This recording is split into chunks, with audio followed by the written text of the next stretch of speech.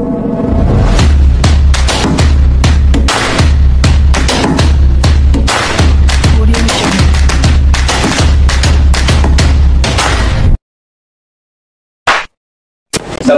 warahmatullahi wabarakatuh. Perkenalkan, kami dari Praktikum Arbitrase Hukum Bisnis B, IMB. Pada kesempatan kali ini akan mempraktikkan simulasi sidang arbitrase pada sore hari ini di Badan Arbitrase Nasional Indonesia atau BANI. Perkenalkan, anggota tim kami, saya sendiri Budi Prasetyo sebagai narator. Assalamualaikum warahmatullahi wabarakatuh. Perkenalkan, saya Muhammad Febrianti sebagai Ketua Arbiter.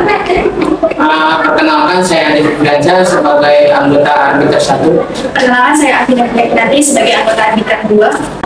Perkenalkan, nama saya Nia Febrianti sebagai peserta di sidang. Assalamualaikum warahmatullahi wabarakatuh. Perkenalkan, nama saya Zainal Fitri, saya selaku pemohon. Perkenalkan, nama saya Kia Senda Mulyawan, saya sebagai kuasa hukum 1 pemohon. Perkenalkan, nama saya Anissa Dwi Handayani selaku kuasa hukum 2 pemohon. Perkenalkan, saya Lapsa Aryandini selaku kuasa hukum pemohon 1 PT Bank Pelayanan Indonesia. Perkenalkan, nama saya Muhammad Eka Rahman Putra selaku Direktur Utama Termohon 1 PT Bank Pelayanan Indonesia. Perkenalkan, nama saya Budi Rahmat selaku Direktur Kantor Akademi Lainnya. Perkenalkan, nama saya Muhammad Dabar Rabbani selaku kuasa hukum termohon 2. Saya Erika Jusyabrina sebagai saksi jaminan aset. Saya Murtada Mali Rahman sebagai saksi notaris. Saya Fuadul Abdul Rahman sebagai saksi dari termohon.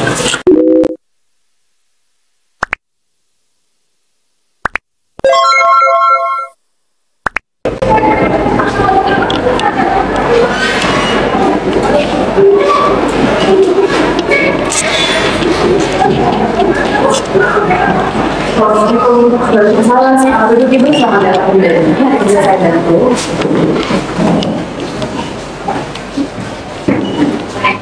Ibu selamat pagi.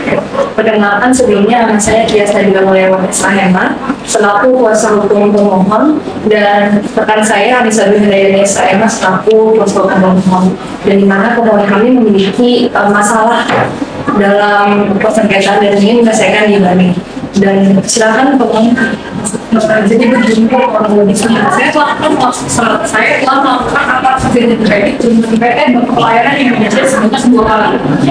Pertama itu dilakukan pada tanggal 25 Mei tahun 2012 dan angka kedua dilakukan pada 18 Januari tahun 2018. Lalu PT Bank Pelayanan Indonesia melakukan organisasi dan perbuatan melawan hukum atas kesepakatan yang telah kami buat. Kalau hal seperti itu bisa diselesaikan ini, tapi sebelumnya saya ingin bertanya, apakah di dalam hal seperti ini ya, kalau sengketa harus dilakukan ada organisasi ini? Apakah Ibu sudah mengetahui persyaratan apa saja yang dibutuhkan untuk mengesahkan perkara itu? Baik, sebelumnya kami sudah mempersiapkan beberapa berkas yang ingin disampaikan dan diberikan kepada BANI. Namun kami ingin mengetahui informasi yang lebih jelas untuk sebagai konfirmasi agar kami tidak melakukan kesalahan. Baik, saya akan jelaskan persyaratan yang harus dilakukan. Jadi saran awalnya yaitu Ibu harus mengajukan surat permohonan arbitrase yang memuat sekurang-kurangnya nama lengkap, pekerjaan, dan tempat tinggal atau tempat kehidupan para pihak. Selanjutnya, menyebutkan adanya klausul arbitral atau masalah yang menjadi sengketa oleh yang bersengketa, sertai bukti-bukti dasar tuntutan serta jumlah tuntutannya jika ada. Selanjutnya yaitu ada permohonan arbitrase harus disertai salinan atau kopi surat perjanjian yang mengenai klausul arbitrase, yaitu tuntutan sengketa yang timbul dari perjanjian tersebut. Dan yang terakhir, fotokopi klausul dan surat arbitrase yang sudah direalisir. Sekiranya apakah Ibu sudah memenuhi persyaratan tersebut? Baik, Ibu, setelah saya cek sudah memenuhi persyaratan tersebut, silakan Ibu cek lebih dahulu keseluruhannya. Baik, saya akan bisa menilai pastinya.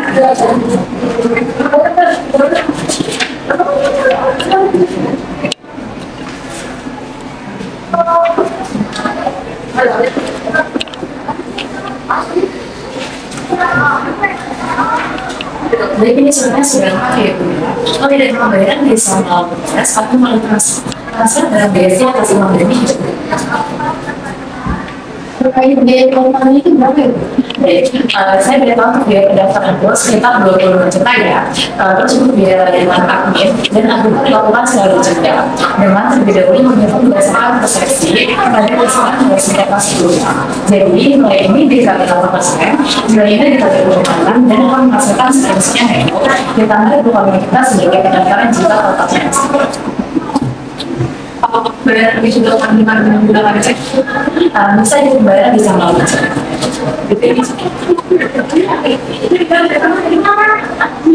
Baik, biaya sudah sesuai protokol ini, kemudian sudah saya terima. Untuk selanjutnya saya registrasikan terlebih dahulu ya.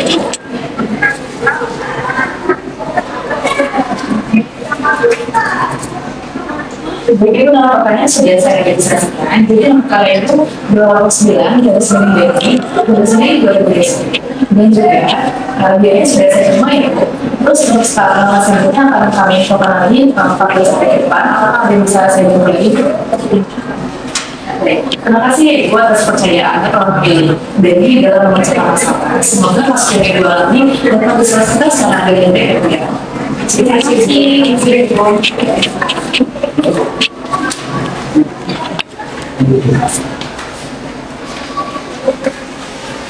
Selanjutnya di tahap awal persidangan yang mana akan dilakukan pembacaan permohonan oleh pemohon yang akan dijawab oleh pemohon serta melakukan pembacaan replik. Assalamualaikum warahmatullahi wabarakatuh. Sidang perkara dengan nomor 209 garis miring Bani garis miring 2021 hari Senin tanggal 25 November tahun 2021 akan dimulai. Untuk selanjutnya saya serahkan kepada Ketua Majelis. Bismillahirrahmanirrahim. Assalamualaikum warahmatullahi wabarakatuh. Sidang perdata nomor 209 garis miring Bani garis miring 2021 dalam Badan Arbitrase Nasional Indonesia pada hari ini tanggal 25 November tahun 2021 dibuka dan tertutup untuk umum. Baik, terima kasih atas kehadiran pihak pemohon maupun pihak termohon. Sebelum dimulai persidangan, apakah pemohon didampingi oleh kuasa hukum? Ya, menurut saya didampingi oleh kedua kuasa pemohon saya. Dan bagaimana termohon? Apakah didampingi oleh kuasa hukum? Bukan bisa didampingi oleh kuasa hukum. Bagaimana termohon dua? Apakah didampingi oleh kuasa hukum? Baik, terima kasih. Selanjutnya untuk melaksanakan pemeriksaan identitas, kami persilakan kepada pemohon dan perwakilan dari termohon untuk menyerahkan identitas.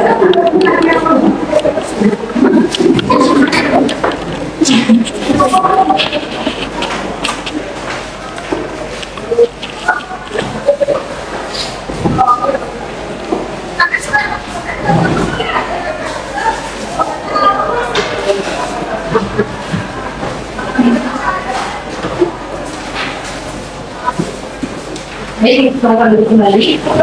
Selanjutnya saya serahkan kepada anggota RGT 1 kepada anggota RGT 1. Silakan. Baik, terima kasih Ketua. Jadi berdasarkan pasal 45 ayat 1 Undang-Undang Nomor 30 Tahun 1999 tentang arbitrase dan alternatif penyelesaian sengketa, disebutkan bahwasannya dalam hal para pihak yang datang meminta pada hakikat yang telah ditetapkan, arbiter atau majelis arbitrase terlebih dahulu untuk mengusahakan perdamaian di antara para pihak yang bersengketa. Maka dengan begitu, kami dari majelis arbiter ingin menawarkan upaya perdamaian kepada pihak pemohon dan pihak termohon. Nah, bagaimana pihak pemohon? Apakah ingin melakukan upaya perdamaian terlebih dahulu? Dari pihak kami sendiri ingin tetap melanjutkan persidangan ini. Baik, terima kasih pihak pemohon. Untuk pihak termohon, bagaimana? Apakah ingin melakukan upaya perdamaian terlebih dahulu? Izin majelis, sebenarnya dari pihak termohon sendiri ingin melalui musyawarah dulu ya, sebagaimana yang telah kita buat di dalam perjanjian kita, bahwasannya apabila nanti ada perselisihan antara pihak pemohon dan termohon, kami akan mendahulukan secara musyawarah terlebih dahulu, tidak langsung melalui garis seperti ini. Sekian. Baik, terima kasih pihak termohon. Jadi berdasarkan pasal 46 ayat 1 Undang-Undang Nomor 30 Tahun 1999 tentang arbitrase dan alternatif penyelesaian sengketa, dijelaskan bahwasannya apabila perdamaian tidak tercapai, maka acara pemeriksaan dilanjutkan. Dengan begitu, agenda selanjutnya akan dilanjutkan dengan agenda pembacaan permohonan oleh pihak pemohon. Untuk pihak pemohon dipersilakan. Sebelumnya terima kasih kepada Majelis Arbiter, termohon serta turut termohon yang saya hormati. Perkenalkan, nama saya Kias Tedong Mulyawan SHMH selaku kuasa hukum dari pemohon saya, di mana yaitu Saudara Zahra, dan juga saya akan membacakan pokok dari permohonan kami.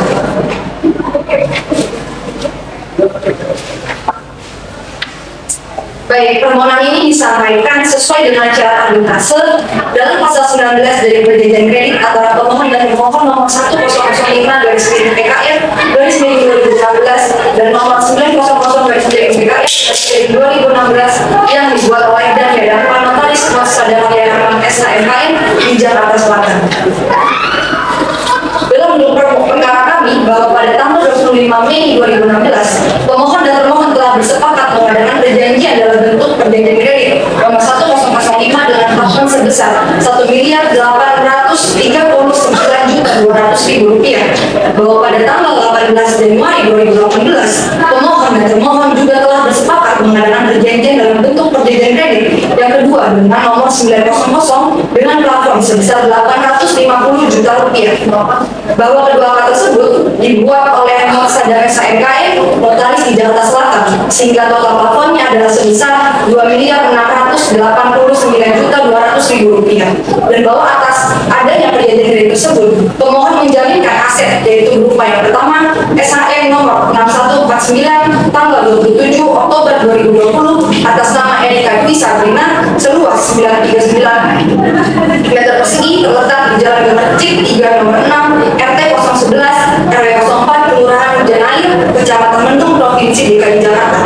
Yang kedua SHM nomor 2999 tanggal 21 Juli 2005 atas nama Erika Dwi Sabrina seluas 337 persegi terletak di Jalan Naim RT 002 RT 01 nomor 55 Kelurahan Merobokan Kecamatan Pasar Selasa Kodia Jakarta Selatan Provinsi DKI Jakarta bahwa pada tanggal 20 Agustus 2020 termohon mengirimkan surat tagihan kepada pemohon berdasarkan surat nomor SKB 000/2018/OKOC/SXX dengan total tagihan sebesar Rp2.423.646.693. Namun demikian, termohon 1 tidak menjelaskan tagihannya dengan detail. Padahal pemohon telah beberapa kali meminta informasi terkait dokumen kredit kepada termohon 1, tetapi tidak diberikan.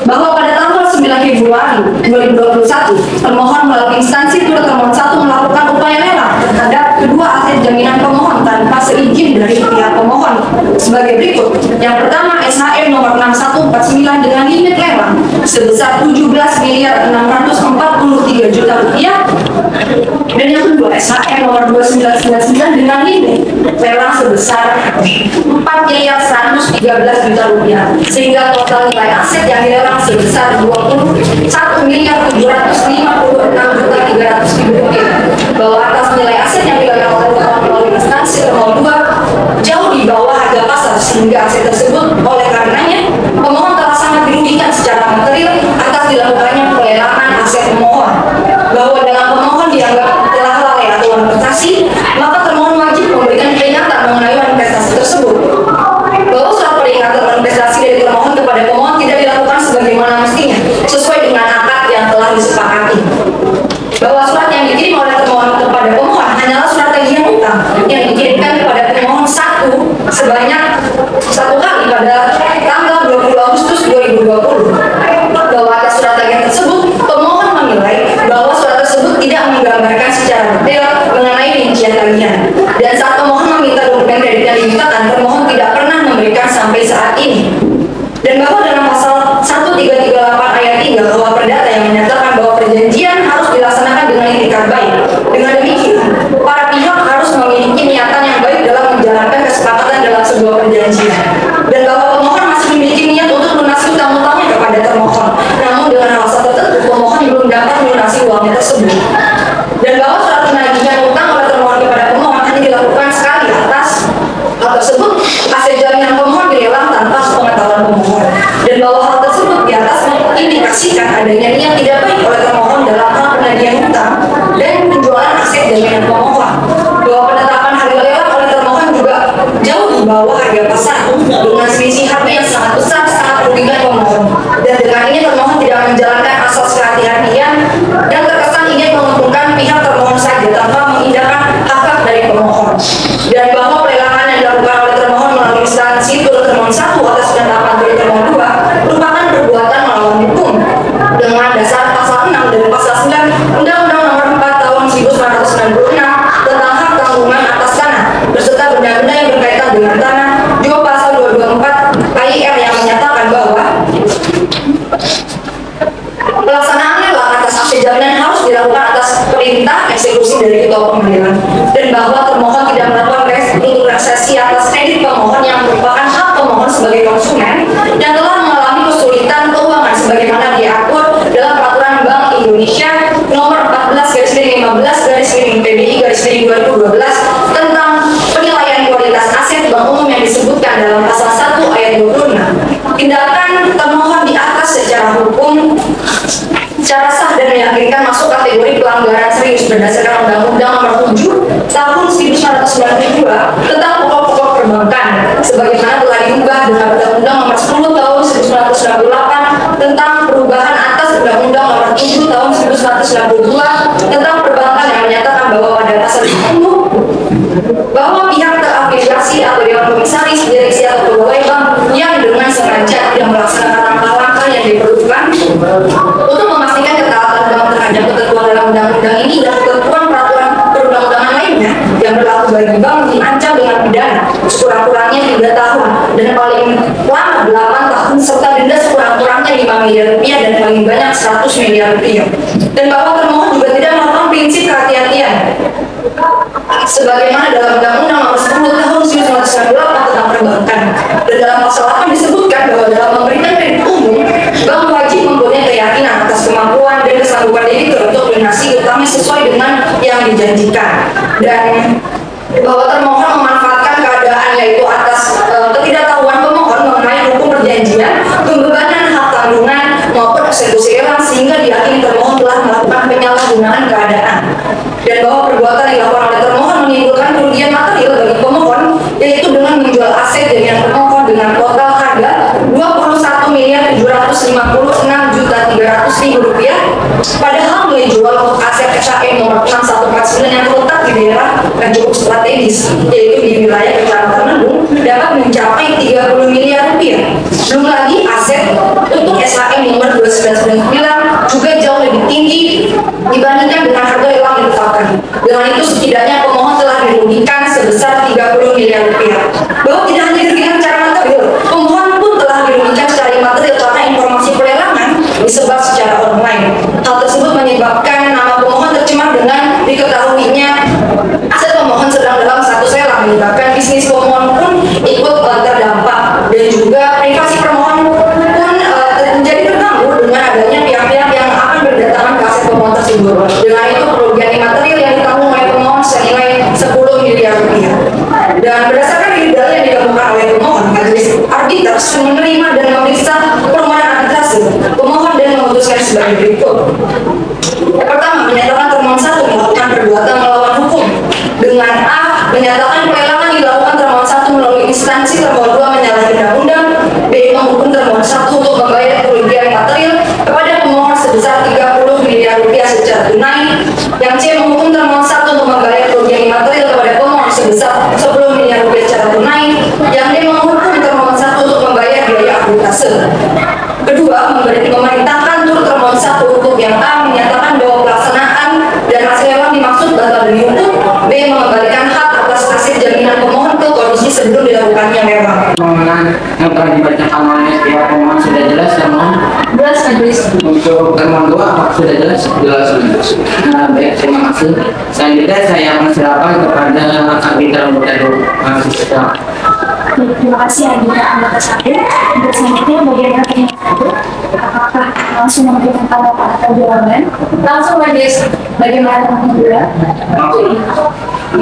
Baik, pertama saya silakan nomor 1 untuk memberikan jawaban. Baik, yang terhormat majelis arbiter, perkenalkan saya Rosalia SHMF selaku kuasa hukum dari termohon 1 PT Bank Pelayanan Indonesia. Pada kesempatan hari ini kami akan memberikan jawaban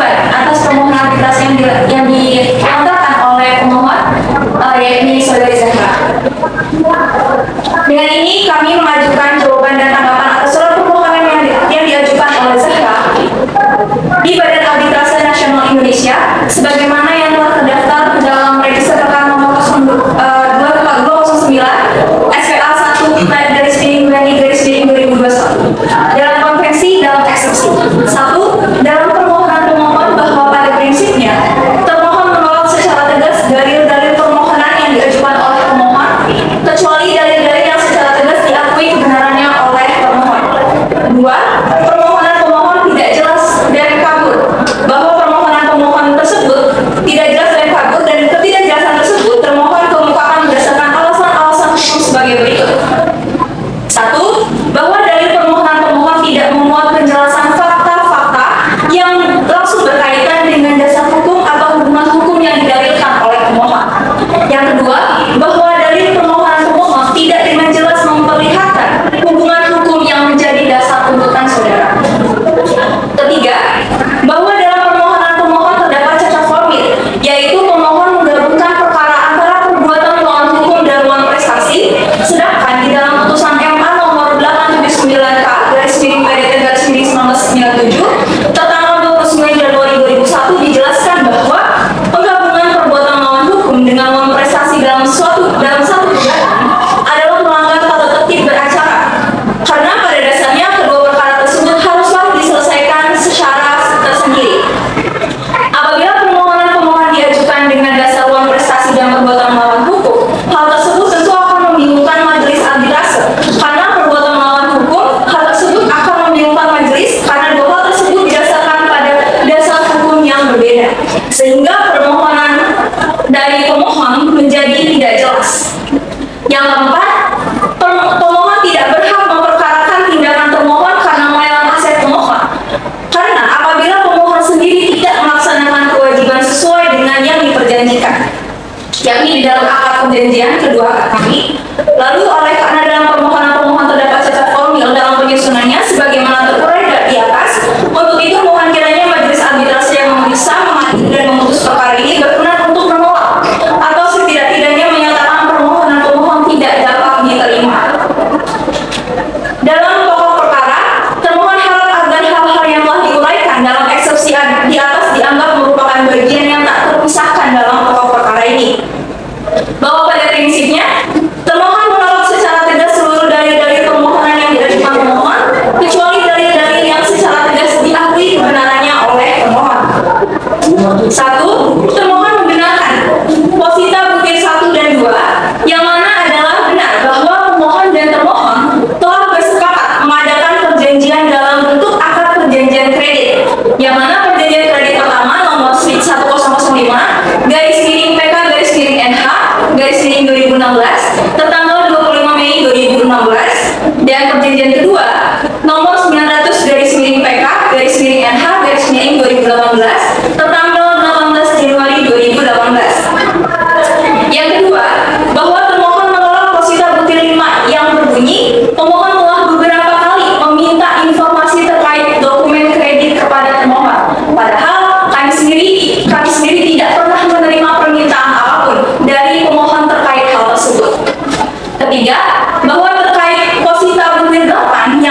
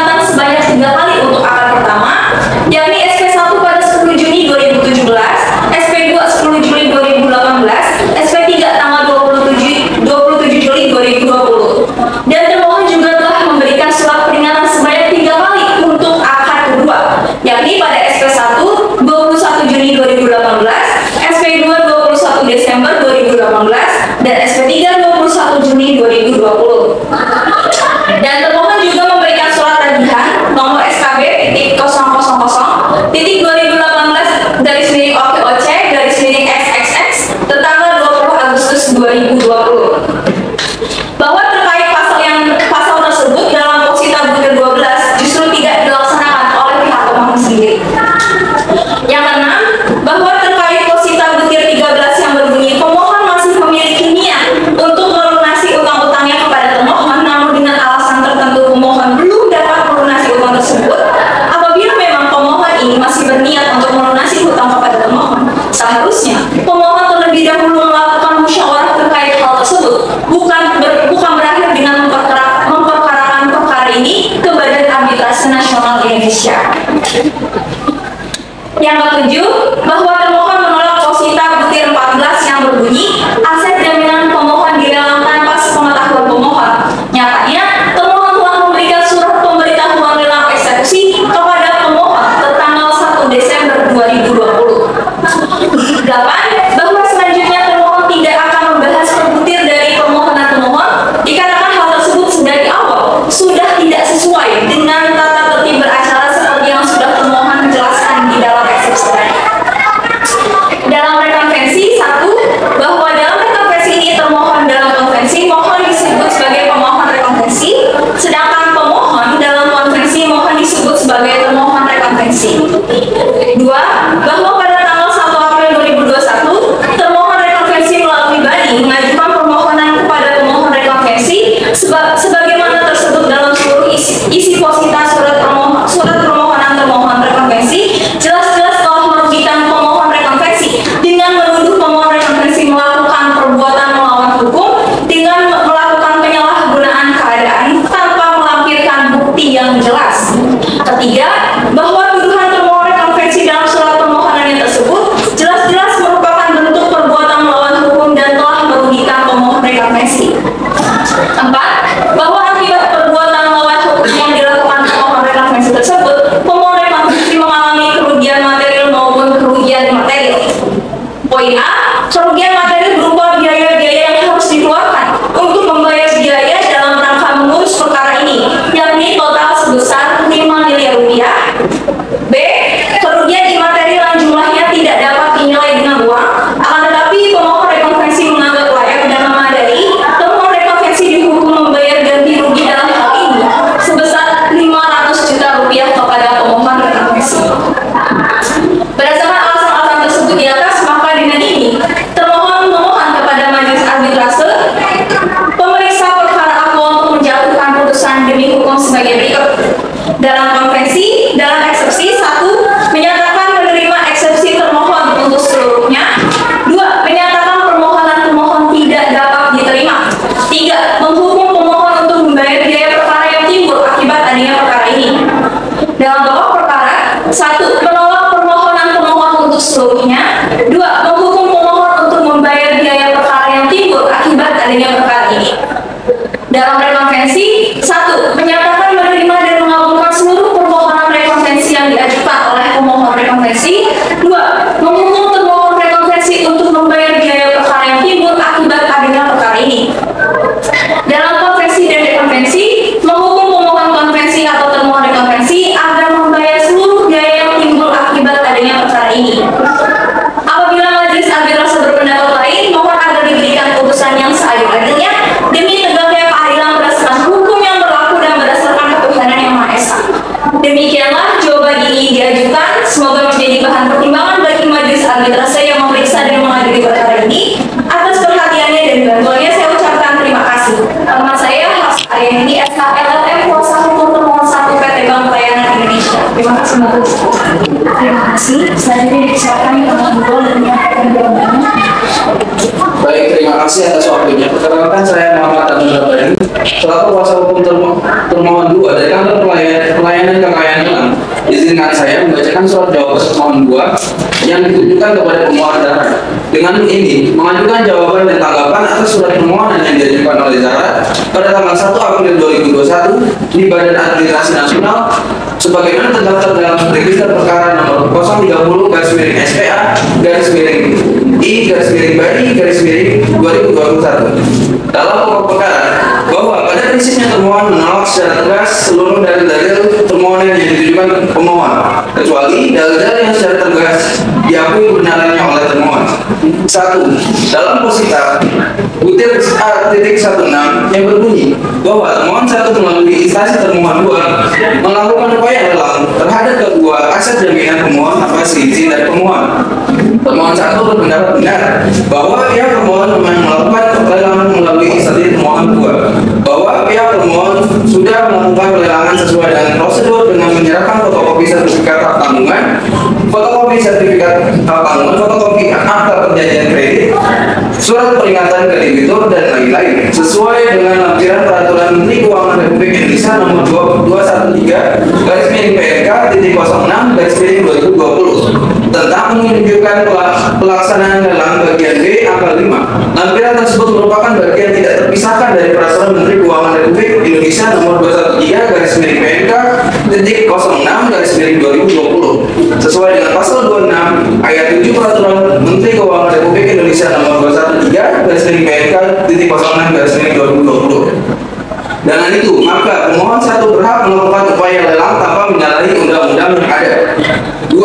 Dalam posita butir B.1 yang berbunyi bahwa pelelangan yang dilakukan oleh termohon satu adalah perbuatan melawan hukum dengan dasar pasal 6 dan pasal 9 Undang-Undang Nomor 84 Tahun 1996 tentang hak tanggungan atas tanah beserta benda-benda berkaitan dengan tanah junto pasal 224 HIR yang menyatakan bahwa pelaksanaan lelang aset yang pasal 6 Undang-Undang Hak Tanggungan atas tanah beserta benda-benda menjelaskan apabila debitur cedera janji, pemegang hak tanggungan pertama mempunyai hak untuk menjual objek hak tanggungan atas kekuasaan sendiri melalui pelelangan umum tanpa memerlukan persetujuan lagi dari pemberi hak tanggungan serta mengambil pelunasan piutangnya dari hasil penjualan tersebut. Artinya, bahwa pelaksanaan lelang berdasarkan pasal 6 Undang-Undang Hak Tanggungan merupakan kewenangan yang diberikan oleh kepada pemegang hak tanggungan pertama untuk melakukan penjualan melalui pelelangan umum atas aset yang dijadikan sebagai jaminan apabila debitur cedera janji. Dengan demikian, undang-undang memberi kewenangan kepada kreditor untuk melaksanakan eksekusi hak tanggungan tanpa memerlukan persetujuan pihak manapun. Berdasarkan alasan-alasan tersebut, maka dengan ini termohon satu mohon kepada Majelis Arbitrase perkara Aku untuk menjatuhkan putusan demi hukum sebagai berikut. Dalam pokok perkara, 1. Menolak dalil permohonan pemohon untuk seluruhnya. 2. Menyatakan bahwa pelelangan aset pemohon tanpa seizin pemohon oleh termohon 1 dan termohon 2 tidak menyalahi undang-undang yang ada. 3. Menyatakan bahwa tuduhan pemohon atas termohon 2 yang menyatakan termohon 2 melanggar aturan yang tidak dibenarkan. Subsidiar apabila Majelis Arbitrase berpendapat lain, mohon agar diberikan putusan yang seadil-adilnya demi tegaknya keadilan berdasar hukum yang berlaku berdasarkan ketuhanan yang Maha Esa.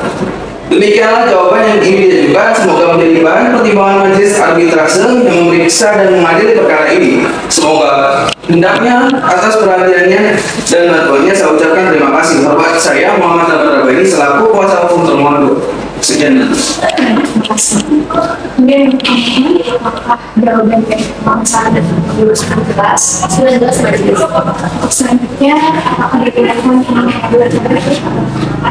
ada silakan disambut. Baik, terima kasih sebelumnya.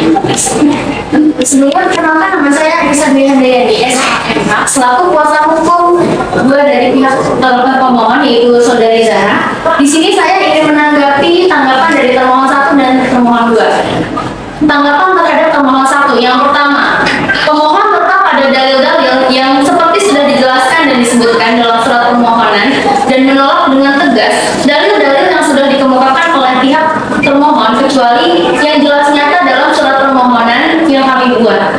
Kedua, mengenai penggabungan antara lawan prestasi dan perbuatan melawan hukum yang tadi telah disampaikan bahwa itu tidak dapat dibenarkan. Kami berpendapat lain bahwa upaya hukum yang kami lakukan dapat dibenarkan dan tidak catat formil karena kami merujuk pada putusan MA nomor 2686 tanggal 29 Januari 1987 dan putusan MA nomor 886 tanggal 20 Oktober 2007 yang pada intinya itu berisikan jika dalam posisi terdapat gugatan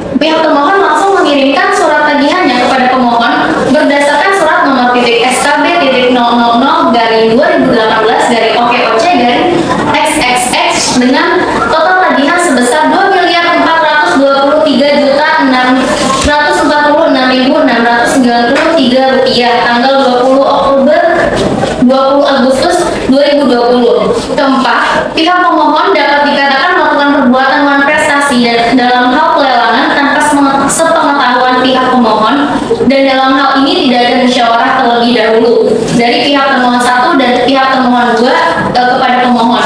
Dan yang terakhir, dalam posita yang saya bahas mengenai perbuatan melawan hukum ini tidak terbantahkan sama sekali oleh termohon di sini. Dan secara tidak langsung termohon telah mengakui atas perbuatannya melawan hukum.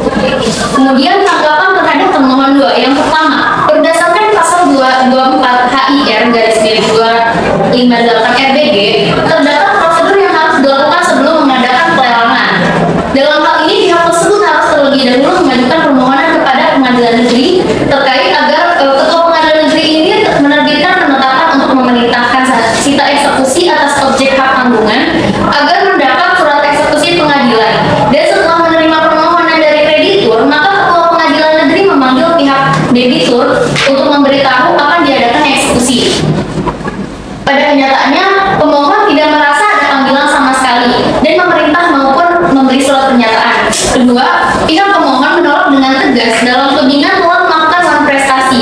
Sudah ditetapkan berkali-kali bahwa kami tidak melakukan manifestasi, sedangkan pada awal sudah ditekankan dengan 2 aset jaminannya, yaitu SHM nomor 6149 tanggal 27 Oktober 2020 atas nama Erika Dwi Syabrina seluas 939 meter persegi terletak di Jalan Gemericik 3 nomor 6 RT 011 RW 06 Kelurahan Hujan Air, Kecamatan Mendung, Provinsi DKI Jakarta, dan SHM nomor 2999 tanggal 21 Juli 2005 atas nama Erika Dwi Syabrina seluas 337 meter persegi terletak di Jalan Haji Naim RT 002 RW 01 nomor 55 Kelurahan Kerobokan, Kecamatan Pasar Selasa, Kodia, Jakarta Selatan, Provinsi DKI Jakarta, sebagai bukti bahwa kami akan menjalankan prestasi kami sebagaimana mestinya dalam perjanjian. Dan yang ketiga, pada prinsipnya pemohon menolak secara tegas dalil eksepsi yang diajukan oleh termohon 2 karena termohon 2 telah salah tafsir dalam pengakuan yang telah disampaikan tadi, yang kemudian SKTP yang dikeluarkan tidak sesuai. Pihak kami tidak mendapatkan pemberitahuan surat eksekusi dari pengadilan dan dianggap tidak sah. Cukup manis. Cukup manis. Terima kasih. Selanjutnya, bagaimana termohon 1 dan 2 akan kita sampaikan kepada termohon jelas? Jelas, majelis.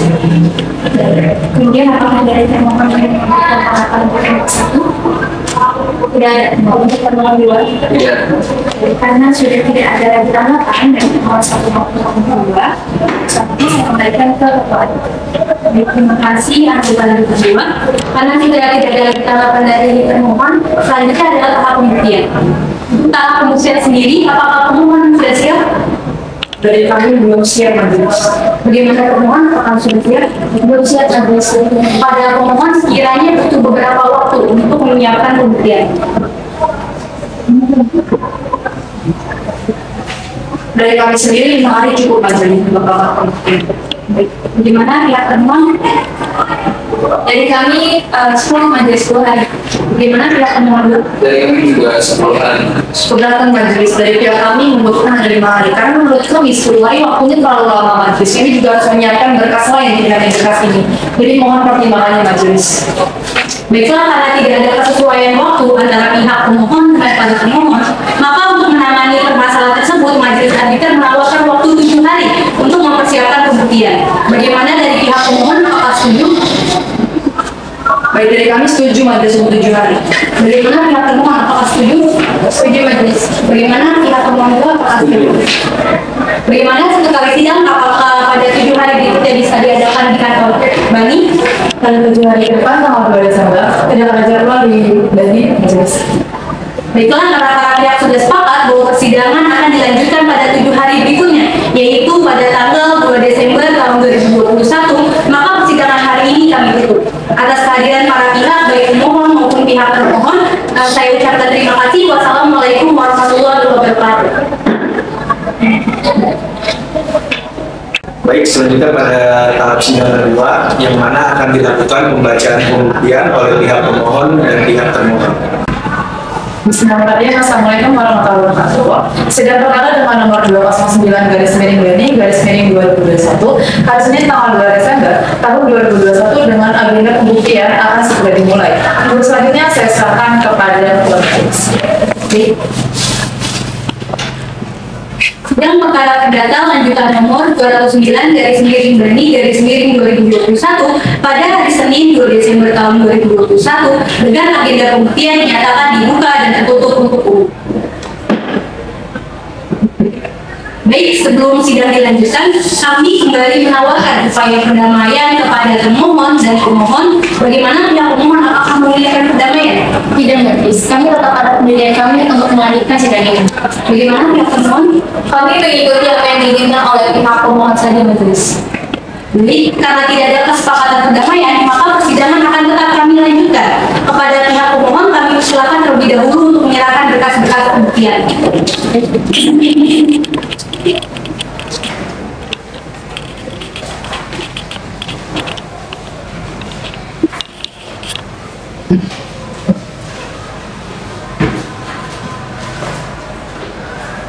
Baik, kami memohon waktu sebentar untuk memeriksa berkas-berkas pembuktian yang telah diserahkan. Bagaimana pihak pemohon apakah mengizinkan? Mengizinkan. Bagaimana pihak termohon apakah mengizinkan? Silakan Majelis.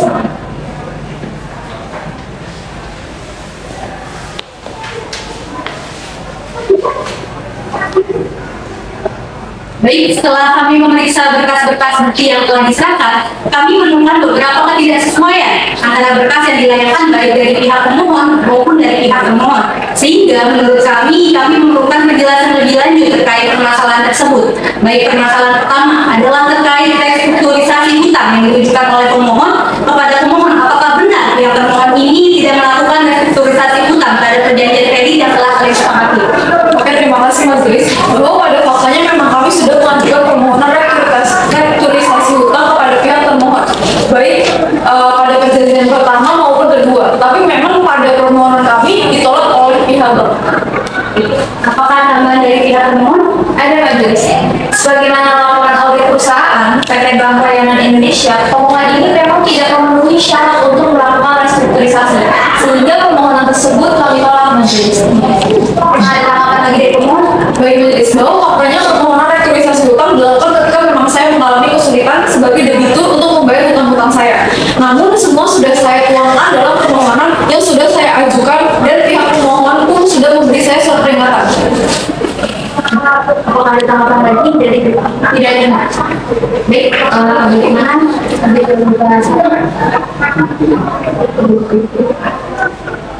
Baiklah, berdasarkan penjelasan dari para pihak dengan bukti yang ada, kami Majelis Auditor berpendapat bahwa terkait permohonan restrukturisasi hutang yang diajukan oleh pemohon seharusnya bisa dilakukan oleh termohon berdasarkan perjanjian yang telah disepakati di antara pihak pemohon maupun pihak termohon. Apakah ada tanggapan lagi dari pihak pemohon? Tidak ada tanggapan lagi, Majelis. Bagaimana pihak termohon? Cukup, Majelis.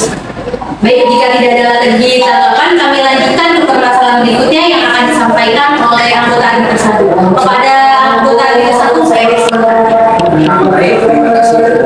Selanjutnya, permasalahan yang menjadi fokus kami setelah memeriksa bukti-bukti dan juga keterangan dari pihak pemohon dan juga termohon, kami menemukan beberapa ketidaksepahaman isi perjanjian kredit di antara para pengemudi di pemohon dan juga termohon. Maka dari itu kami ingin meminta penjelasan terlebih dahulu dari pihak termohon. Apakah benar Anda telah mengirimkan surat peringatan atau somasi kepada pihak pemohon? Benar, Majelis. Dalam hal ini termohon PT Bank Rakyat Indonesia telah mengirimkan surat peringatan kepada pemohon sebanyak 3 kali untuk akad pertama dan 3 kali untuk akad kedua. Jadi totalnya kami telah mengirimkan 6 kali surat peringatan kepada pemohon. Oke, baik, terima kasih. Bagaimana? Apakah ada tanggapan dari pihak pemohon? Ada, Majelis. Oke, jadi tadi telah disebutkan bahwa dikirimkan 6 kali surat peringatan, yaitu peringatan pertama 3 kali dan peringatan kedua 3 kali. Namun pada kenyataannya, pihak kami hanya menerima masing-masing 1 dan tidak ada surat peringatan kedua maupun ketiga. Kami kaget bahwa setelah tidak ada surat peringatan kedua dan ketiga, langsung dikirimnya surat tagihan dengan jumlah yang besar, yaitu sebanyak 2,4 miliar.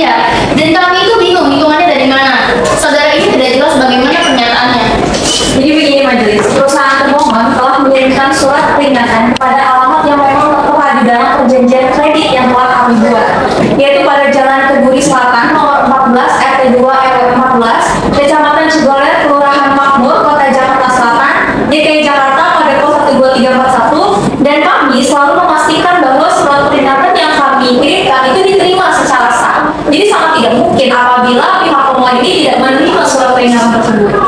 Izin majelis, kami tegaskan sekali lagi bahwa kami memang benar-benar tidak menerima surat peringatan tersebut dan hanya menerima 1 kali surat peringatan, itu yang pertama. Keberatan majelis, perusahaan kami telah mengirimkan SK tersebut sebanyak 6 kali. Sudah saya lampirkan juga pembuktiannya kepada majelis. Biar saya rincikan lagi ya majelis.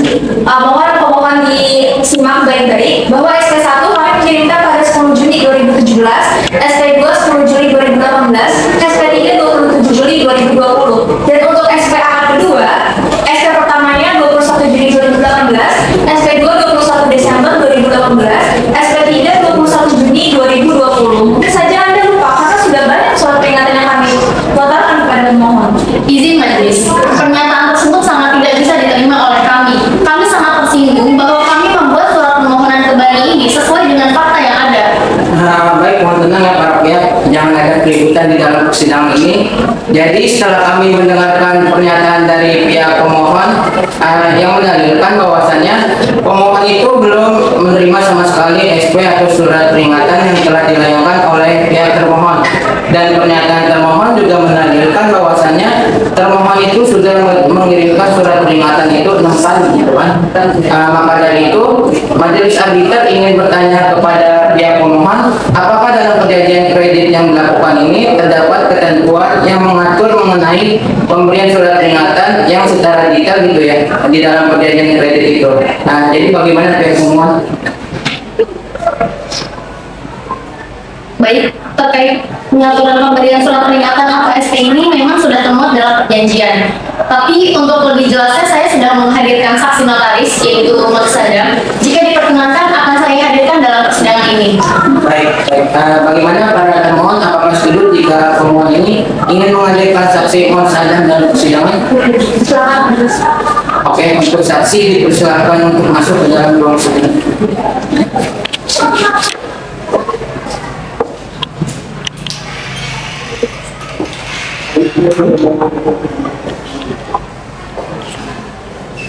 Baik, sebelum memberikan keterangan dalam persidangan kali ini, saudara Nur Sadam bersediakah saudara disumpah atas nama Allah Subhanahu Wa Taala untuk memberikan kesaksian dengan benar adanya tanpa dibuat-buat sesuai dengan apa yang saudara lihat dan saudara ketahui? Saya bersumpah atas nama Allah Subhanahu Wa Taala untuk memberikan keterangan kesaksian yang benar-benarnya dan tanpa dibuat-buat sesuai dengan apa yang saya lihat, saya alami dan saya tahu. Baik, sebelum kita saudara bisa maju ke depan, diperiksa dulu ini.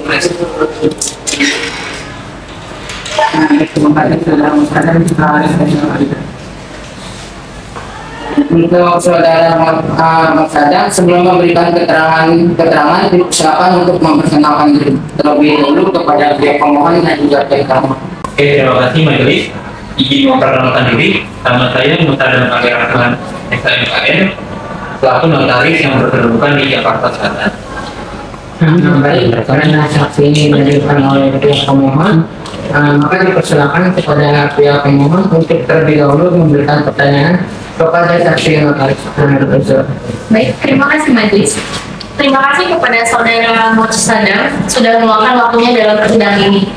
Dalam perjanjian ini, kami langsung diarahkan untuk membuat perjanjian di kantor Bapak. Yang ingin saya tanyakan, apakah PT Bank Pelayanan Indonesia ini selalu membuat perjanjian di kantor Bapak? Oke, berkaitan tentang surat perjanjian kredit nomor 900 garing TK garing MH garing 2016 dan juga surat perjanjian kredit nomor 1005 garing TK garing MH garing 2016, ya benar. Dua surat perjanjian kredit tersebut saya yang buat, bisa dilihat dari tanda tangan dan tempel yang dibubuhkan di surat perjanjian tersebut. Benar, telah terjalin kerjasama antara saya selaku notaris dengan PT Bank Pelayanan Indonesia, di mana jika pihak PT Bank Pelayanan Indonesia menginginkan untuk membuat sebuah surat perjanjian kredit, maka PT Bank Pelayanan Indonesia meminta saya selaku notaris untuk membuat surat perjanjian kredit. Baik, sudah berapa lama Bapak dan PT Bank Pelayanan Indonesia ini sudah bekerjasama membuat perjanjian, dan sudah berapa banyak perjanjian yang telah Bapak buat bersama PT Bank Pelayanan Indonesia? Untuk perjanjian kerjasamanya ya, kerjasama itu dimulai pada tahun 2016. Hingga saat ini sudah cukup banyak ya surat perjanjian kredit yang telah kami buat. Untuk di tahun ini aja udah sekitar 35 surat perjanjian kredit yang telah kami buat. Dan untuk waktu kerjasamanya itu akan berakhir di akhir tahun 2022. Baik, terkait klausul surat peringatan, memang Anda sudah mengetahuinya bersama pihak termohon. Apakah memang dari sebelum-sebelumnya juga memakai template yang sama atau tidak? Untuk membuat sebuah surat perjanjian kredit, memang saya itu menyediakan template, yang mana template tersebut saya yang buat, dan saya menyediakan agar nanti kalau misalkan pihak dari PT Bank Pelayanan Indonesia ingin membuat sebuah surat perjanjian kredit, tinggal menggunakan template tersebut. Namun template tersebut itu tidak saklek, harus diikuti semuanya. Jika para pihak menginginkan adanya klausul atau pasal tambahan, diperbolehkan untuk menambahkannya di dalam sebuah surat perjanjian kredit. Baik, mungkin ada yang ditemukan pemohon? Mungkin saya dulu kali ya. Baik, untuk terkait dengan surat peringatan, bahwa pihak kami memang tidak merasa kami menerima surat peringatan tersebut, dan di perjanjian juga Bapak tidak menjelaskan apa konsekuensi jika memang tidak menerima surat peringatan tersebut. Lalu bagaimana pendapat Bapak mengenai hal ini? Oke, berkaitan tentang surat peringatan tersebut ya, kita bisa cek bersama ya di surat perjanjiannya di pasal 13 ayat 2-nya. Di situ dijelaskan, apabila penerima kredit konvertasi, penyelenggara kredit berhak untuk memberikan peringatan dalam bentuk tindakan-tindakan sebagai berikut.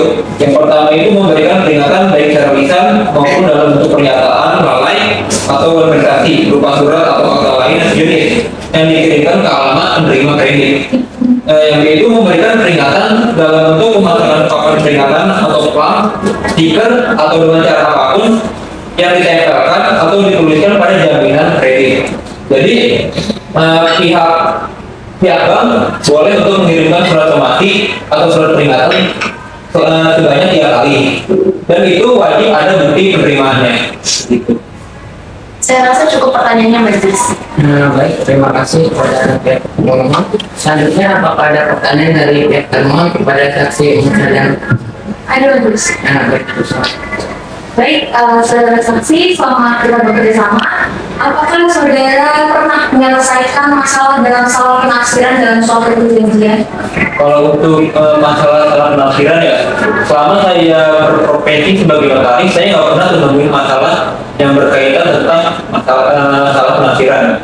Karena dalam membuat sebuah surat perjanjian, dalam khususnya itu surat perjanjian kredit, saya menghindari penggunaan kata atau kalimat yang dapat menimbulkan makna ganda atau ambiguitas. Namun jika dirasa ada pasal atau klausul yang kurang dimengerti oleh para pihak, saya akan memberikan penjelasan kepada kedua belah pihak tersebut sampai mereka mengerti dengan isi pasal tersebut. Oke, baik. Lalu saudara dalam pembuatan akad ini ya, antara pemohon dan termohon, apakah saudara melihat adanya etikat tidak baik di antara kami berdua?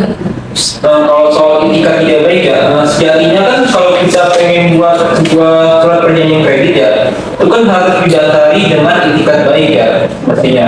Namun jika pihak dari PT Bank Pelayanan Indonesia merasa ada etikat tidak baik dari pihak debitur atau dari pihak jasa, sebaiknya pihak PT Bank Pelayanan Indonesia sendiri yang menanyakan langsung kepada pihak debiturnya. Baik, lalu bagaimana ketentuannya apabila surat peringatan itu diterima oleh bukan pihak langsung gitu, bukan pihak yang bersangkutan, melainkan dari keluarga atau yang lainnya, itu bagaimana saudara? Sebenarnya itu nggak ada ketentuannya ya, di perjanjian itu juga nggak ada ketentuannya kalau surat peringatan atau somasi itu harus diterima oleh pihak penerima kredit. Bisa saja diterima oleh pihak keluarga. Yang paling penting itu ada bukti penerimaannya. Izin majelis, tadi termohon bilang kalau memang surat tersebut diterima oleh pihak keluarga, bisa dibuktikan nggak? Kami punya buktinya berupa surat tanda terima yang diantaranya oleh yang diantaranya diterima oleh saudari pemohon sendiri yakni atas nama Zahra, dan sisanya diterima oleh saudari Siti Amri. Sudah saya lakukan dulu majelis untuk yang diterima dulu. Baik, mohon maaf sebelumnya kepada para pihak gitu ya. Saya melihat di sini ada ketidaksepahaman di dalam surat peringatan ini. Ada baiknya jika kepada pihak pemohon dan juga pihak termohon untuk maju ke depan untuk menunjukkan gitu kan, untuk melihat sendiri bahwasannya bukti yang disebutkan tadi oleh pihak termohon itu benar bahwasannya sudah diterima oleh atas nama Zahra tadi. Silakan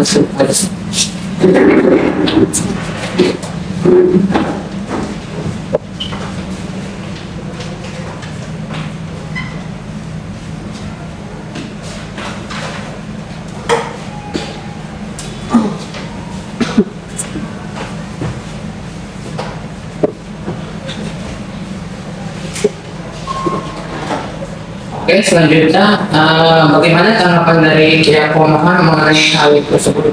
Terima kasih majelis. Berdasarkan yang saya lihat bersama dengan kuasa hukum saya, terdapat bukti yang diberikan. Memang SP1 saya yang menerima dan saya ingat saya menandatangani bukti pengirimannya. Tapi SP2 dan SP3 betul diterima oleh Siti Aruni ibu saya. Namun dapat dimaklumi majelis, ibu saya sudah sepuh dan memiliki penyakit pikun. Jadi mungkin beliau lupa menyampaikannya ke saya. Untuk sementara saya terima dulu bukti dari termohon, tetapi nanti saya konfirmasi lagi majelis. Baik, terima kasih pemohon. Untuk termohon, apakah ada tanggapan mengenai jawaban tadi? Tidak ada majelis. Sudah cukup ya. Bagaimana Bu? Baiklah, dari sini kami majelis arbiter telah mengetahui gitu ya, berdasarkan dari keterangan pihak termohon dan pihak pemohon. Berdasarkan keterangan tersebut, kami mengetahui bahwasannya surat peringatan atau sumat ini memang sudah benar gitu ya, dikirim sebanyak 6 kali oleh pihak termohon. Akan tetapi yang diterima hanya satu saja oleh pihak pemohon. Itu dikarenakan yang menerima itu bukan langsung si pemohon ya Pak. Yang menerima itu adalah ibu pemohon atas nama Siti Aruni tadi. Maka dari itu ibu pemohon ini seperti keterangan dari pemohon memiliki penyakit pikun atau lupa gitu ya. Seperti itu ya bahwasannya. Maka dari itu mungkin saja surat peringatan tersebut belum diberikan kepada Zahra. Jadi bisa masuk akal jika pemohon ini belum menerima sisa daripada surat peringatan yang dikirimkan oleh pihak termohon. Nah, selanjutnya apakah ada tanggapan dari pihak pemohon? Tidak ada tanggapan lagi majelis. Dari pihak termohon apakah ada tanggapan? Cukup majelis. Jika tidak ada tanggapan lagi, maka kami lanjutkan ke permasalahan berikutnya yang akan dibahas oleh arbiter anggota ibu. Ada di persoalan. Terima kasih anggota 1. Untuk selanjutnya yang disampaikan kepada saksi adalah permasalahan apakah di dalam kredit ini diatur bahwa pihak pemohon dapat melakukan pelelangan tanpa sepengetahuan dari pemohon? Bagaimana sudah saksi?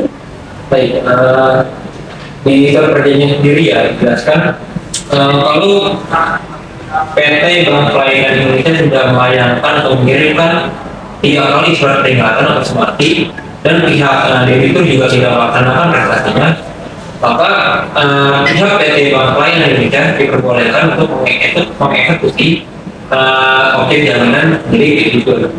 Dan terkait itu ada 3 hal yang bisa dilakukan pihak bank jika debitur melakukan prestasi. Yang pertama itu bisa menuntut ganti kerugian.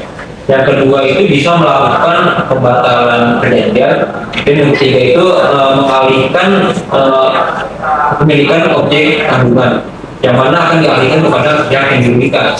Kemudian juga di dalam perjanjiannya ya, di pasal 16 ayat 2 itu dijelaskan apabila setelah mendapat peringatan dari penyelenggara kredit, penerima kredit tidak dapat melunasi seluruh sisa hutangnya ketika ditagih oleh penyelenggara kredit, maka penyelenggara kredit berhak memberitahukan kepada penerima kredit, dan penerima kredit wajib untuk mengosongkan atau menyerahkan barang yang telah dijaminkan oleh penerima kredit kepada penyelenggara kredit lambat-lambatnya dalam jangka waktu 30 hari terhitung sejak tanggal perintah penyelenggara kredit tanpa syarat dan ganti rugi apapun juga.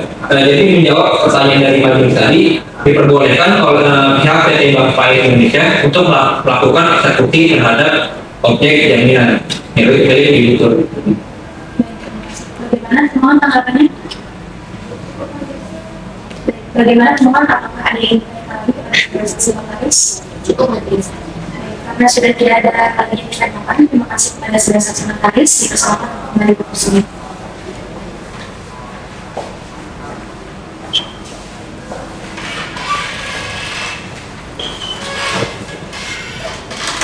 Baik, untuk selanjutnya, apakah pemohon memiliki akad nukil yang dihadirkan di persidangan?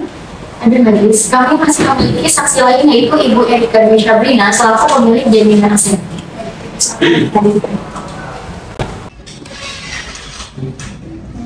Sebelum saudara memberikan kesaksian, apakah saudara bersedia bersumpah atas nama Allah SWT untuk memberikan kesaksian yang sebenarnya sebagaimana Anda lihat?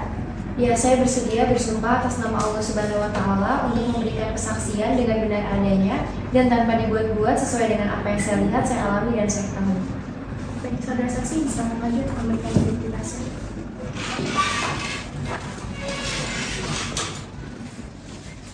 Agar saudari sebelumnya dipersilakan untuk memperkenalkan diri. Dari sebelumnya saya izin untuk memperkenalkan diri. Nama saya Erika Dwi Sabrina selaku saksi jaminan aset, pemilik aset SHM nomor 6149 dan SHM nomor 2999 yang dijaminkan oleh saudari pemohon Zahra dalam kedua perjanjian kredit nomor 1005 dan nomor 900 antara pihak pemohon dengan pihak termohon. Baik, karena saksi ini dihadirkan oleh pemohon, maka dipersilakan pemohon terlebih dahulu untuk bertanya kepada saksi. Baik, majelis. Sebelumnya terima kasih kepada Ibu Erika Dwi Sabrina sudah hadir di sini. Tadi saya sudah menjelaskan dan mengatakan dengan dalil-dalil bahwa aset yang Ibu miliki itu dilelang dengan nilai yang sangat rendah, yaitu dengan selisih sekitar 8 miliar, kurang lebih seperti itu ya Ibu. Lalu menurut Ibu sebagai pemilik aset, apakah memiliki argumen tersendiri mengenai harga yang pas untuk aset tersebut? Baik, terhadap hal tersebut, adanya aset jaminan saya yang dilakukan upaya lelang oleh pihak termohon 1 melalui instansi dari pihak termohon 2. Dalam hal ini saya cukup merasa keberatan dikarenakan nilai limit lelang dalam kedua aset saya, yakni pada SHM nomor 6149 adalah sebesar 17 miliar 643 juta rupiah, dan untuk SHM nomor 2999 adalah sebesar 4 miliar 113 juta 300 ribu rupiah. Dalam hal ini, dalam SHM nomor 2999, saya rasa nilainya sudah cukup sesuai. Akan tetapi, dalam SHM nomor 6149, saya rasa nilainya sangat jauh di bawah harga pasaran, yang mana harga aset saya tersebut seharusnya bernilai 30 miliar rupiah, karena terletak di daerah yang sangat strategis. Apabila nilainya jauh di bawah harga tersebut, saya rasa itu merupakan suatu kerugian bagi saya, karena terdapat selisih nilai yang cukup jauh antara harga aset jaminan saya yang dilelang dengan harga pasaran aset jaminan saya tersebut. Ya baik, pada dasarnya upaya lelang ini sudah menimbulkan kerugian material dan imaterial yang dirasakan. Lalu apakah Ibu dapat menjelaskan kerugian imaterial apa saja yang Ibu terima selama ini? Baik, terhadap adanya kerugian material dan juga kerugian imaterial, selain adanya kerugian material yang sudah saya sebutkan tadi karena adanya selisih nilai yang cukup jauh antara harga pasaran aset jaminan saya dengan harga aset jaminan saya yang akan dilelang, saya juga merasakan beberapa kerugian imaterial lainnya, seperti adanya upaya yang dilakukan secara terbuka di internet maupun di media sosial, yang mana hal tersebut membuat aset saya menjadi tercoreng karena diketahui masyarakat luas sedang dalam status lelang. Selain itu, privasi saya juga menjadi terganggu karena adanya pihak-pihak yang berdatangan ke lokasi saya yang dijadikan jaminan, dan saya juga merasa tertekan secara psikologis dengan adanya upaya dan juga pemberitaan lelang yang dilakukan, serta adanya resiko yang dapat menyebabkan hilangnya aset jaminan saya tersebut. Baik, mungkin itu saja majelis. Cukup ya. Bagaimana termohon 1, termohon 2, apakah ada yang ditanggapi? Ada majelis. Ya, makasih majelis. Jadi saudari saksi seperti yang tadi dijelaskan di awal oleh saudari saksi sendiri. Jadi Anda ini tahu ya kalau misalnya tanah Anda itu dijadikan aset oleh pemohon. Ya, saya mengetahui bahwa aset saya dijadikan jaminan oleh saudari pemohon Zahra, yakni SHM nomor 6149 dan SHM nomor 2999 yang dijadikan dalam jaminan dalam perjanjian kredit antara pihak pemohon dan juga pihak termohon. Selain itu, saya juga menjadi saksi dalam kedua perjanjian tersebut. Oke, baik. Lalu apakah saudari saksi mengetahui kalau tanah Anda itu berkemungkinan akan dilakukan upaya lelang? Ya, saya mengetahui bahwa aset saya tersebut dilakukan upaya lelang ketika diberitahukan oleh saudari pemohon Zahra Dan ketika saya membuka website lelang dan ternyata benar saja bahwa aset saya sedang dilakukan upaya lelang.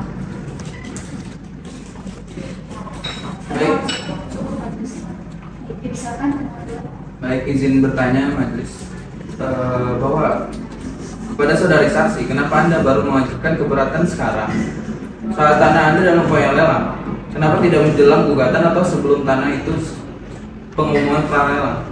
Baik, terhadap hal tersebut sebelumnya saya sudah melakukan diskusi dengan saudari pemohon Zahra, yang mana hasil diskusi tersebut saya mengajukan keberatan. Kemudian pihak pemohon mengajukan permohonan, kemudian menyiapkan bukti-bukti dan mengajukan permohonan ke banding sesuai dari isi dan juga pasal dalam perjanjian tersebut. Baik, tadi kan Anda mengatakan bahwa salah satu tanah Anda itu senilai 30 miliar. Lantas dari mana Anda mengetahui bahwa tanah Anda tersebut senilai 30 miliar?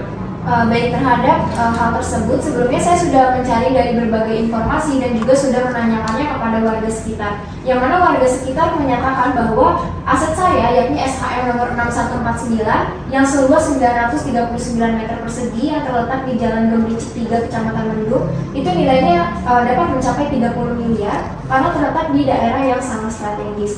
Selain itu, saya juga merasa bahwa nilai 30 miliar itu sudah sangat sesuai dengan kondisi dan juga berbagai pertimbangan yang ada. Baik, dari pihak pemohon 2 sudah cukup majelis. Sudah cukup ya? Bagaimana?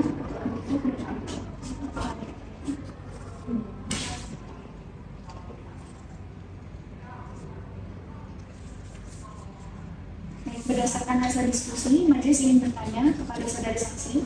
Saudari saksi, bagaimana saudari saksi bisa memberikan akses jaminan Anda kepada pemohon? Apa yang menjadikan pemohon untuk meyakinkan Anda? Baik, terhadap hal tersebut sebelumnya saya dengan saudari pemohon Zahra itu sudah seringkali berbicara sejak lama, dan saya juga sudah menganggap saudari pemohon Zahra itu sebagai saudari saya sendiri, sehingga saya mempercayai bahwa aset saya tersebut dijadikan jaminan dalam kedua perjanjian kredit oleh pihak pemohon dan juga termohon. Selain itu, terhadap pembagian keuntungan yang dijanjikan adalah pembagian keuntungan sebesar 70-30 dan juga saya akan mendapatkan pembagian saham. Tadi dikatakan pembagian 70-30. Apakah pembagian tersebut sudah terrealisasi? Terhadap pembagian keuntungan 70-30 pada awalnya sudah terrealisasikan, akan tetapi untuk setelahnya pembagian tersebut belum terrealisasikan lagi keseluruhannya dikarenakan adanya kondisi keuangan dari saudari Zahra yang mengalami kesulitan sehingga pembagian keuntungan tersebut belum terrealisasikan keseluruhannya. Apakah saudara punya tanggapan? Sudah cukup majelis. Apakah saudara punya tanggapan? Tidak ada majelis. Karena sudah tidak ada tanggapan dari pemohon maupun termohon, terima kasih kepada saudara saksi. Dipersilakan untuk kembali ke kursi.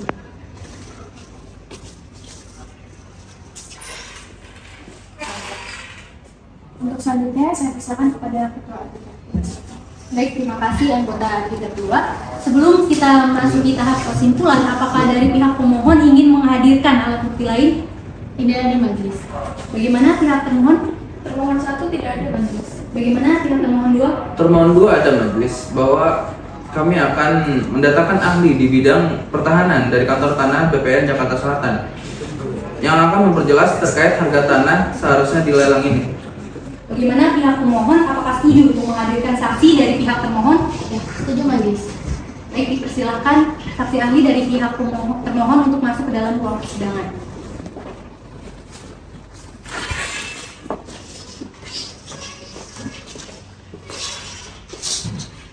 Baik, sebelum saudara memberikan kesaksian, bersediakah saudara bersumpah atas nama Allah Subhanahu wa Ta'ala untuk memberikan kesaksian dengan benar adanya tanpa dibuat-buat sesuai dengan pengetahuan dan keahlian yang Anda miliki? Baik majelis, saya bersedia untuk bersumpah atas nama Allah Subhanahu wa Ta'ala untuk memberikan kesaksian yang sebenar-benarnya dan tidak ada yang dibuat-buat sesuai apa yang saya ketahui dan saya alami. Dan apakah saudara bersedia untuk diperiksa identitasnya? Bersedia untuk. Silakan dulu. Baik, kepada saudara ahli silakan untuk memperkenalkan diri kepada pihak pemohon ataupun pihak termohon. Baik, saya Fahidullah Abdul Rahman dari Kementerian Agraria dan Tata Ruang dan Pertahanan Nasional Jakarta Selatan. Saya menjabat sebagai Kepala Bagian Pertanahan. Saya memberikan kesaksian sesuai yang saya ketahui. Baik, karena ahli dihadirkan oleh pihak termohon, maka pihak termohon dipersilakan untuk memberikan pertanyaan kepada saudara ahli. Baik, sebelumnya terima kasih kepada saudara ahli yang telah meluangkan waktunya untuk hadir dalam persidangan arbitrase pada hari ini. Untuk pertanyaannya, kepada seorang ahli, apa saja faktor-faktor yang menentukan suatu harga tanah di suatu daerah? Faktor yang menentukan dari harga suatu tanah itu ada beberapa ya. Dari yang saya ketahui itu yang pertama adalah strategis atau tidaknya lokasi, kemudian kepadatan penduduk, kemudian permintaan properti di daerah tersebut, apa yang ada di atas tanah tersebut, dan yang terakhir itu biasanya keluasan dari tanah tersebut. Begitu. Baik, cukup. Kepada pemohon, bagaimanakah? Apakah ada pertanyaan untuk ahli? Ada majelis. Baik, saudara saksi, apakah termohon dalam melelang aset jaminan ini berdasarkan penilaian atau penafsiran nilai tanah yang dilakukan ahli dari BPN maupun kantor Bapak atau ahli lainnya? Baik, termohon tidak melakukan penentuan nilai limit itu dari penilaian, dari penilai. Cuman saya tidak tahu apakah dia melakukan dari ahli atau apa, saya kurang tahu. Cukup majelis. Bagaimana anggota ICD 1? Saya ada pertanyaan ketua. Silakan. Sebelumnya saya ingin bertanya kepada saudara ahli. Jadi dalam pelaksanaan suatu lelang hak jaminan, bagaimanakah prosedur yang benar dalam menentukan nilai limit suatu harga tanah gitu untuk dilelang? Nah, bagaimana menurut keahlian dan juga menurut pengalaman daripada saudara ahli? Baik, dari yang saya tahu itu menurut salinan peraturan Menteri Keuangan nomor 93 PMK 06 2010 pasal 36 ayat 1 itu ditentukan bahwa penentuan nilai limit itu berdasarkan penilaian dari penilai dan penafsiran dari tim penafsir. Begitu majelis. Baik, satu lagi pertanyaan untuk saudara ahli. Jadi kalau di daerah Jakarta Selatan, Bapak ini kan dari BPN Jakarta Selatan ya, benar? Ya, benar. Untuk harga tanah di daerah Jakarta Selatan sendiri Pak, lebih tepatnya di Kelurahan Hujan Air itu berapa per meter perseginya aja? Dari yang saya tahu itu sekitar 19.700.000 rupiah. Itu juga tergantung dari faktor yang tadi sudah saya sebutkan, jadi harga juga bisa berubah. Baik, terima kasih saudara ahli. Saya sudah cukup. Bagaimana anggota ahli kedua? Apakah ada tanggapan? Izin bertanya, silakan. Bagi saya bertanya kepada saudari ahli, saya ingin bertanya. Misal dalam pelelangan yang dilakukan oleh kreditur terhadap aset jaminan dari kreditur, apakah pihak kreditur harus memberikan pemberitahuan terlebih dahulu terkait pelelangan kepada kreditur? Yang pasti yang saya ketahui itu apabila pihak kreditur tidak dapat melunasi hutangnya sesuai dengan janji yang ditentukan, maka pihak permohon itu dapat menjual aset jaminannya dan kemudian hasil penjualannya itu digunakan untuk melunasi hutang. Gitu yang saya ketahui. Karena sudah tidak ada yang ditanyakan lagi kepada saudara ahli, maka kepada saudara saya persilakan untuk kembali ke tempat.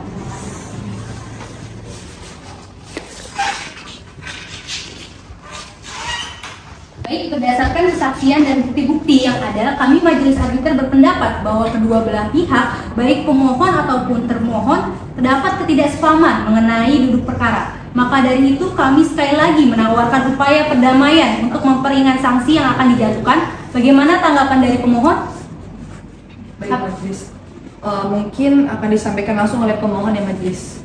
Baik majelis, terima kasih. Berdasarkan fakta-fakta yang sudah dikemukakan di sidang ini, saya rasa memang ada kesalahan dari saya maupun pihak termohon. Saya rasa saya akan mengupayakan perdamaian bersyarat yang akan saya rundingkan terlebih dahulu oleh kuasa hukum saya.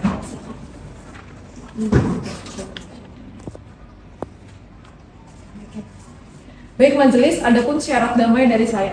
Yang pertama, upaya lelang akan dilakukan termohon dan turut termohon harus dibatalkan terlebih dahulu. Yang kedua, memberikan waktu kepada saya untuk melunasi hutang-hutang saya dalam jangka waktu 1 tahun. Jika memang tidak lunas, maka tanpa syarat apapun saya mengizinkan untuk termohon melelang sita jaminan saya. Terima kasih majelis. Bagaimana pihak termohon? Apakah ingin melakukan perdamaian sesuai dengan syarat yang diinginkan oleh pemohon? Baik majelis, saya setuju dengan syarat yang diberikan oleh pihak pemohon. Perusahaan termohon PT Bank Pelayanan Indonesia dan termohon 2 akan membatalkan upaya lelang, dan saya juga setuju mengenai waktu 1 tahun untuk restrukturisasi hutang pemohon. Namun apabila dalam 1 tahun pemohon tidak juga melunasi hutangnya, maka kami akan melelang jaminan pemohon atas nama Erika Dwi Sabrina dengan nilai limit yang ditentukan atau bisa jadi lebih tinggi. Pemohon juga harus membayar denda akibat keterlambatan membayar hutang, serta tidak adanya intervensi pemohon dengan upaya lelang yang akan kami lakukan nanti. Sekian majelis. Bagaimana termohon? Ya, seperti yang telah disampaikan, kami ingin berdamai dengan pihak termohon dengan syarat yang telah ditentukan, dan juga saya berterima kasih kepada pihak termohon yang telah memberikan kesempatannya kepada pihak pemohon kami untuk melunasi utang-utang. Sekian majelis. Baik, setelah kami melihat dan mendengarkan semua penjelasan baik dari pemohon maupun termohon beserta saksi-saksi dan bukti-bukti yang ada dari masing-masing prinsipal, sudah jelas bahwa kedua belah pihak pada saat ini sepakat memilih jalur perdamaian sebagaimana yang telah diatur dalam pasal 45 ayat 1, apabila pada hari yang telah ditentukan para pihak datang menghadap dengan perantara ketuanya akan mencoba mendamaikan keduanya. Keinginan pemohon untuk menuntut tergugat didasarkan oleh bukti-bukti yang kurang kuat, sehingga jika ingin tetap dipertahankan akan menimbulkan kerugian, dan keinginan termohon untuk menggugat kembali termohon juga didasarkan oleh bukti-bukti yang kurang kuat, dikarenakan ada masalah internal yang harus diperbaiki oleh termohon itu sendiri. Sehingga jika kita tetap mempertahankan maka akan menimbulkan kerugian bagi pihak pemohon maupun pihak termohon itu sendiri. Maka berdasarkan fakta-fakta yuridis maupun fakta-fakta non-yuridis, baik fakta yang terungkap di dalam maupun di luar persidangan, perkenankan kami selaku majelis arbiter untuk memutuskan membuat akta perdamaian dan putusan untuk kedua belah pihak yang akan kami sampaikan pada sidang minggu berikutnya. Apakah pemohon setuju? Dari pihak kami setuju. Apakah termohon setuju? Setuju, majelis. Kepada sekretaris sidang, apakah 7 hari berikutnya persidangan dapat dilakukan di kantor Bani? Pada 7 hari ke depan, tanggal 9 Desember tidak ada jadwal di Bani, majelis. Baik, terima kasih. Baiklah, karena para pihak telah sepakat untuk melakukan perdamaian, bahwa persidangan selanjutnya akan dilaksanakan pada hari Senin 9 Desember tahun 2021. Maka untuk persidangan hari ini kita tutup. Terima kasih atas kehadiran para pihak. Wassalamualaikum warahmatullahi wabarakatuh.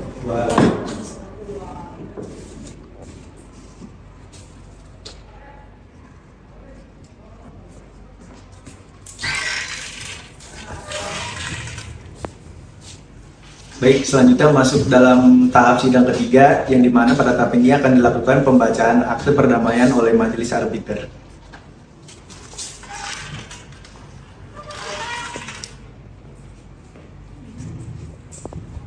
Bismillahirrahmanirrahim. Assalamualaikum warahmatullahi wabarakatuh. Sidang perkara dengan nomor registrasi 209/2021 dengan agenda pembacaan putusan Ketua Majelis Arbiter akan segera dimulai. Untuk selanjutnya saya serahkan kepada Ketua Majelis. Bismillahirrahmanirrahim. Assalamualaikum warahmatullahi wabarakatuh.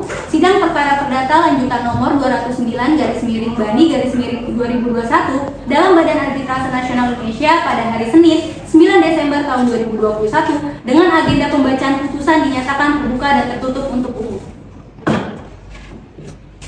Diharapkan kepada para pihak baik pemohon atau termohon untuk mendengarkan pembacaan akta perdamaian dan putusan secara saksama.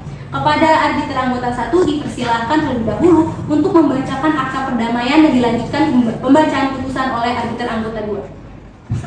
Baik, terima kasih Ketua.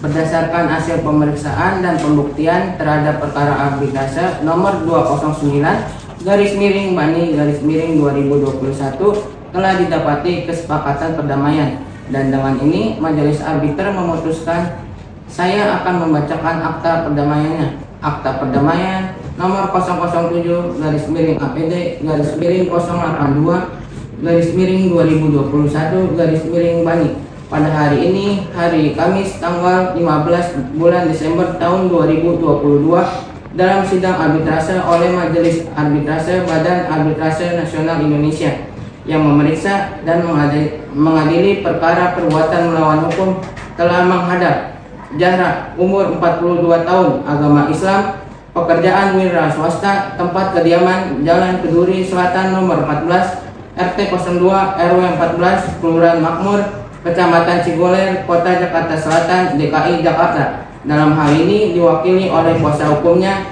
Tias Nabila Mulyawan, SHMH, selaku advokat dan pengacara Pasar Kantor Hukum Wildan Sembiring Asosiat, beralamat di Jalan Sudirman nomor 44 RT 01 RW 05 Kecamatan Tigaraksa, Kelurahan Maja, Jakarta. Berdasarkan surat kuasa nomor 13-SKK-1-1-2021 tertanggal 2021 yang selanjutnya disebut sebagai pemohon. Lalu ada PT Bank Pelayanan Indonesia yang berkantor dan berkedudukan di Jalan Soekarno-Hatta nomor 18, Kelurahan Cibubur, Kecamatan Saguling, Kota Jakarta Selatan, DKI Jakarta. Dalam hal ini diwakili oleh Hafsah Aryandini, SH LLM, selaku kuasa hukum berdasarkan perjanjian layanan pembiayaan berbasis teknologi dengan prinsip konstitusional nomor 1005 tanggal 25 Mei tahun 2016 yang selanjutnya disebut sebagai termohon 1. Lalu Kantor Pelayanan Kekayaan Negara dan Lelang atau KPKNL yang berkantor dan berkedudukan di Jalan Prajurit KKO Usman Harun nomor 10 Provinsi DKI Jakarta. Dalam hal ini melalui atau diwakili oleh Muhammad Afhan SH MH umur 36 tahun selaku Kepala Seksi Hukum Pelayanan Lelang yang selanjutnya disebut sebagai termohon 2, yang menerangkan bahwa pemohon termohon 1 dan termohon 2 yang selanjutnya disebut sebagai para pihak bersedia untuk mengakhiri sengketa seperti yang termuat dalam surat permohonan pemohon dengan jalan perdamaian yang dilakukan Kantor Badan Arbitrase Nasional Indonesia pada hari Senin tanggal 1 bulan Februari tahun 2021, dan untuk hal-hal tersebut telah mengadakan persetujuan sebagai berikut. Pasal 1, para pihak sepakat untuk menyelesaikan dan mengakhiri secara keseluruhan segala pertentangan dan permasalahan hukum yang berkaitan dengan perkara perbuatan melawan hukum ini melalui perdamaian dan secara mufakat sejak ditandatanganinya akta perdamaian ini. Pasal 2, bahwa para pihak sepakat untuk memperpanjang jangka waktu pembayaran hutang pemohon selama 1 tahun sejak putusan ini dibacakan. Apabila dalam jangka waktu tersebut pemohon tidak dapat melunasi hutang-hutangnya, maka aset jaminan milik pemohon akan dilelang sesuai dengan nilai limit yang ditentukan oleh termohon dan pemohon. Lalu selanjutnya pemohon diwajibkan untuk membayar ganti rugi atas keterlambatan pembayaran angsuran sebesar 250 juta rupiah kepada pihak termohon. Lalu uang sisa hasil lelang seluruhnya akan diberikan kepada pihak pemohon setelah dikurangi hutang dan dikurangi ganti rugi. Lalu selanjutnya pasal 3, bahwa para pihak sepakat untuk membayar biaya perkara secara tanggung renteng yang hingga kini sebesar senilai 1 miliar rupiah. Selanjutnya untuk putusan akan dibacakan oleh arbiter anggota 2. Padanya dipersilakan. Baik, saya akan membacakan putusan arbitrase perkara ini. Putusan nomor 017/PTS/082/2022 demi keadilan berdasarkan ketuhanan yang Maha Esa. Badan Arbitrase Nasional Indonesia telah mendengar persetujuan para pihak tersebut, menimbang bahwa berdasarkan surat-surat yang bersangkutan, maka Badan Arbitrase Nasional Indonesia mengadili 1. Memerintahkan para pihak tersebut di atas untuk mentaati persetujuan yang telah disepakati itu. 2. Memerintahkan para pihak untuk membayar biaya perkara ini secara tanggung renteng yang hingga kini sebesar 1 miliar rupiah.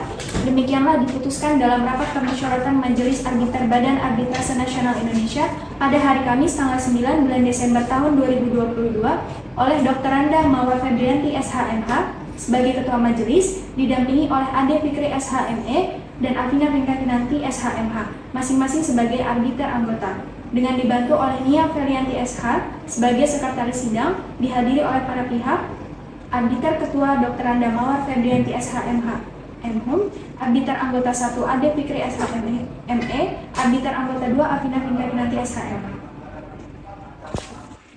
Setelah dibacakan akta perdamaian keputusan, dengan ini sidang kami nyatakan ditutup. Terima kasih atas kehadiran pihak pemohon dan termohon. Mari kita sempurnakan persidangan pada hari ini dengan bersama-sama membaca hamdalah. Alhamdulillah.